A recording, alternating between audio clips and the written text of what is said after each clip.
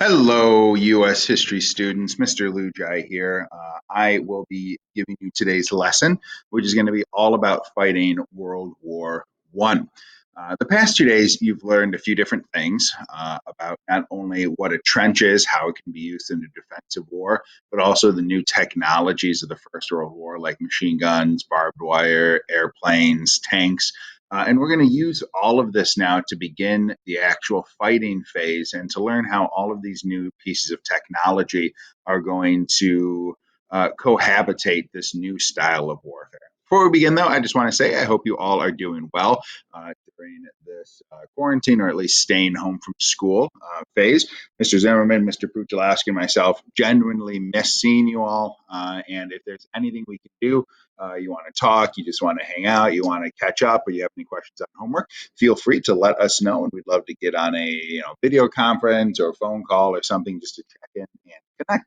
So we are going to start. I'll also share this presentation as well if I'm either going too fast or you want to go back to take some notes. But I think it's easier sometimes to explain what's happening.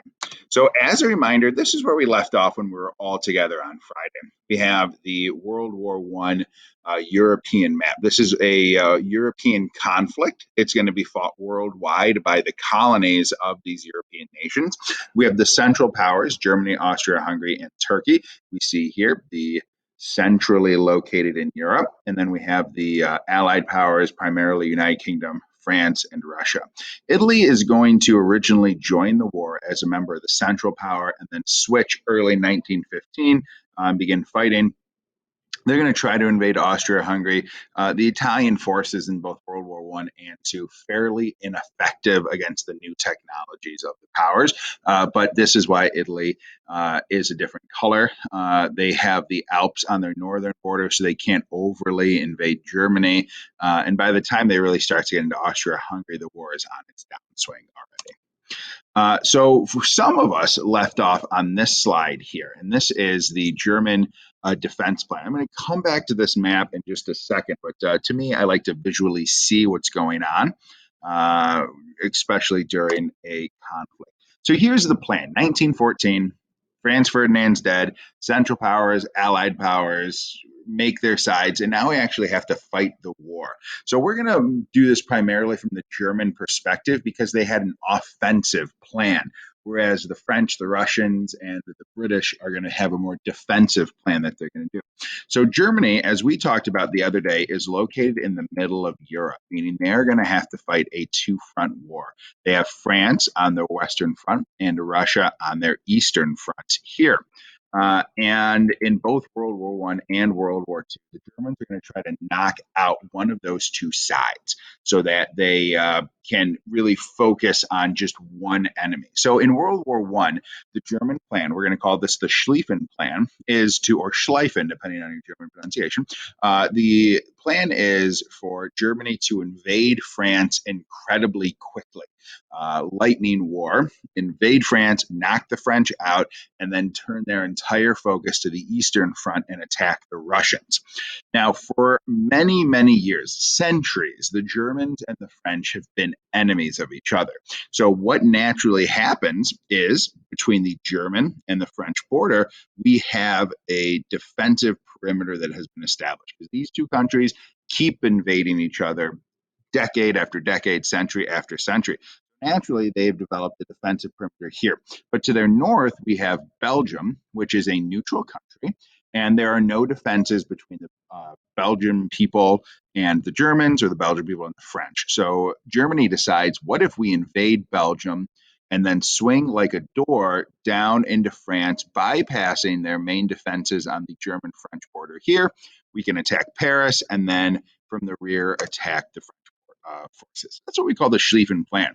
The Germans are going to try to invade Belgium and then sweep from north to south to capture the French capital of Paris. Once France is invaded, Once they've been knocked out, then the Germans can turn their full attention to Russia and begin an Eastern Front invasion of Russia. Now, there's going to be a few differences, and I'd go into more detail if we were in person, but there's a lot of differences between World War I and World War II. In World War II, Hitler's main goal was to completely conquer and subjugate all of Europe. He was going to basically, obviously, kill a number of minority groups. He was going to decapitate governments, and it would be a German continent where Germany ruled from one side of the continent to the other.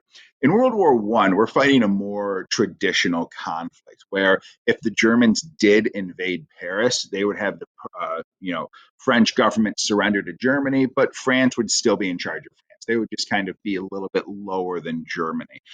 So there are many different ways we're fighting this war, and just the ideology behind the two wars very different. So that's the plan. Germany has a plan, and they're going to enact that plan starting on August 4th, 1914. Germany is going to begin the Western Front invasion. And it turns out that Germany really miscalculated a number of different aspects of this plan. First, they believed that Belgium, very close friends, have waffles. It's an amazing country. They thought that the Belgish people, I don't know what they're called, the people of Belgium would welcome the German advance and allow them to go through. But no independent country likes being invaded, particularly without permission.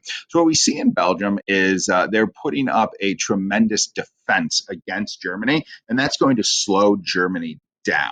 There's going to be a lot of resistance. This whole Schlieffen plan is cornered on Germany very quickly rolling through Belgium, attacking France by surprise without much reinforcement or difficulty. But Belgium's going to slow Germany down for about a month, actually. They're able to slow the advance. This allows the French forces to kind of understand what Germany's doing, to begin building defenses in their northern area rather than just on the border, and to come up with a plan.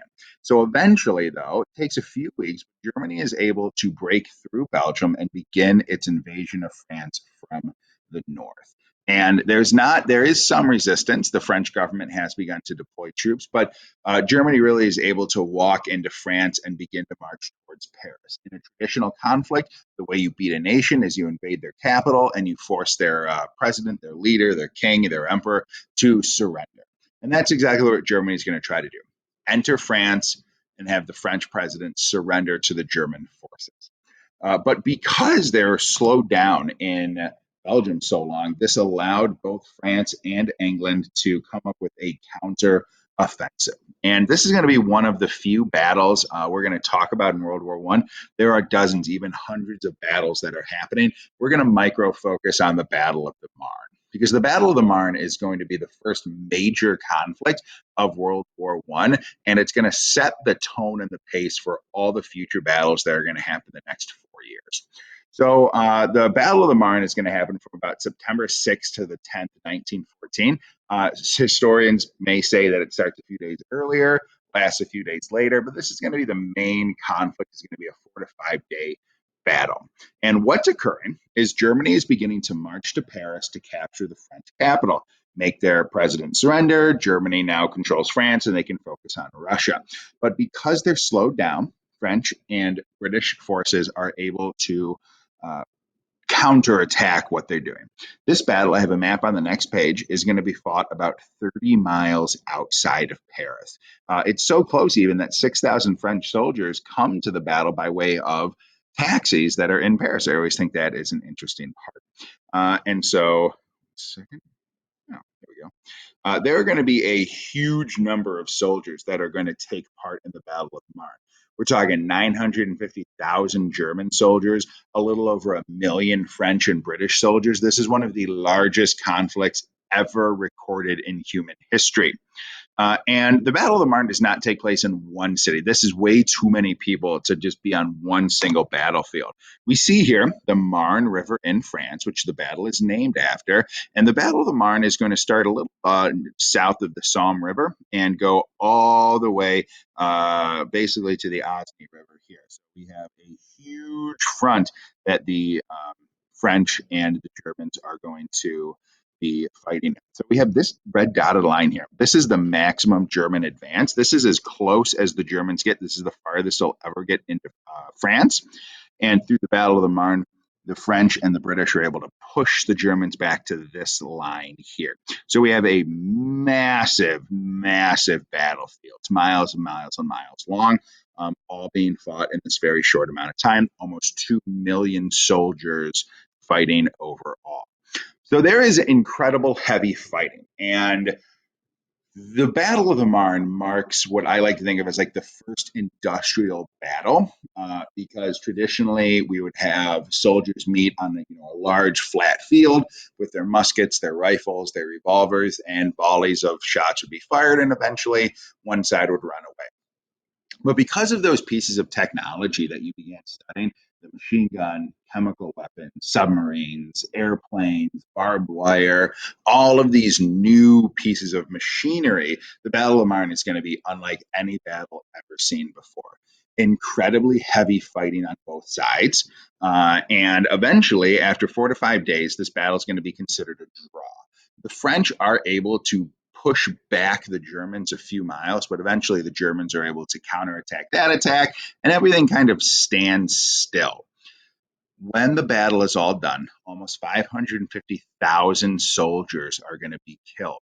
This is almost the number of all losses north and south in the American Civil War, which is the bloodiest American conflict in history. And that many people are going to be killed in 5 days that the Americans killed in 4 years over our own Civil War. So this battle is incredibly brutal. It's incredibly technological. Commanders, generals, soldiers have no idea how to fight this new type of technological war. And the long lasting impact is after 500,000 people are killed, after both sides stop the other side's advances, they decide to dig in and build that long trench system that you studied yesterday, where this trench warfare is now going to last for 4 years. Their defenses are so powerful that even though battles are going to be happening for the next 4 years, neither side's able to deliver a knockout blow to the other. So this is the effects of the Battle of the Marne. We see the trench warfare stretch from the northern part of Europe all the way through France. We hit into Germany just a little bit. So this neutral area of Switzerland and the French Alps will be, or sorry, the Swiss Alps will be right below that. And we see here a number of battles in towns that you would be familiar with happening here. So the original Schlieffen Plan is successful in that we attacked through Belgium. We were able to get through Belgium, but because of the Battle of the Marne, the German advances stopped. And this is what Europe's going to look like for the next 4 years. These trenches are going to move minimally, just a little bit over the next 4 year conflict. But this is really how the Western Front's going to look. So this is going to lead to a stalemate. Both sides trying to use technology, sheer number of forces, new battle tactics to break the trench of the other side, neither to much success. So while this is happening, we do have a whole other front of the war, the Eastern Front between Germany, Austria, Hungary, and Russia primarily, and the Ottoman Empire is going to be thrown in there as well. The Eastern Front is very interesting because Europeans, particularly the Germans, crafted their Schlieffen Plan thinking that Russia, because it is the largest nation in the world, would take several weeks to fully deploy their military. Russia at this time, a little less technologically advanced. Things are still, mail letters are still being carried on horseback. They thought it would take weeks for all of Russia to even know that war had been declared and that the army was supposed to meet at a certain point. And so they really counted on Russia being slow so that they could invade France and then turn their attention to Russia. But Russia's really going to stun the world here. They're going to mobilize incredibly quickly, and they're not going to wait for the Germans to come to them. Russia is going to begin invading on the eastern part of Europe. They're going to first attack Austria-Hungary, who kind of started the war with Serbia, and then they're going to begin invading Germany from the eastern front. Unfortunately for Russia, they do not quite have the same technology as Germany and Austria-Hungary, which would be very advanced for their day. So they're going to have machine guns, they're going to have the chemical weapons, they're going to have airplanes, submarines. Russia just has a huge military, millions and millions and millions of soldiers. And the Russians are going to say, yes, we may not have a machine gun, but eventually Germany is going to run out of bullets. So if we just keep throwing more and more soldiers into the line of fire, they will be killed, but eventually Germany's going to run out of bullets and machinery, and then we'll be able to overtake the lines. So we see in the 4 years of the conflict, the Russians are going to lose about 2.5 million men, just being once again thrown into the line to eventually, hopefully, have the enemy run out of bullets. Like, what a disheartening thing if you're a Russian soldier. Some of them not even given weapons. You're basically a human shield to try to halt the German advance. Russia does see a lot of progress. The Eastern Front is not going to be as stagnant as the Western Front. There's a lot of back and forth movement. Turkey gets involved. The Austro-Hungarians are going to fight Greece and some other places. But in our history, not as romanticized as the Western Front. So this is what the Eastern Front's going to look like. We see Russia's going to advance. They're going to invade the eastern part of Germany, about half of the Austro-Hungarian Empire at this time. And then Germany is going to turn its attention to the Eastern Front and repel the Russians back into Russia that we see here. And then this is kind of how the war is going to, the Eastern Front's going to look for a few years. We're going to talk next week about how Russia leaves the war because of the communist revolution. But the Eastern Front, pretty stagnant after 1915. So what's the end result? What is the whole point of this new type of fighting? Well, war had never been fought in this manner before, with machine guns, with new pieces of technology, and particularly with trenches. And so we're going to see a huge increase in casualties, in soldiers killed, soldiers wounded, and just the psyche of Europe is forever going to be changed. The trench warfare is going to mean that neither side are going to be able to break through any defense. So we see a war that traditionally would have lasted just a few months spread into 4 years, and millions of soldiers are going to be killed. New technology means that millions of people are going to be killed, wounded, taken out of combat. And one of those main causes of World War I, nationalism, are going to mean that neither side would back down. Without this spurn of nationalism, after a few months, historically, the two sides would have met and compromised and said, obviously, this isn't working. Let's just call bygones be bygones. But in this new nationalistic age, Germany doesn't want to say that France is better. France doesn't want to surrender. Russia's not surrendering. England's not surrendering. We are going to fight literally to the death. This is going to lead to a stalemate. Europe is going to remain stagnant from about 1914 to early 1918. That does not mean that there's not fighting, because there's constant fighting. There's constant huge battles, 300,000 people involved at the Battle of Verdun, thousands of people dead anytime you go over the top to try to attack your enemy's trenches. But we don't see movement. No major initiative is successful until 1918. So we're going to have you tune in tomorrow to see what ended the First World War, or at least what brought it to a conclusion. And with that, I hope the rest of your Thursday goes really well. And I look forward to hearing from you all soon.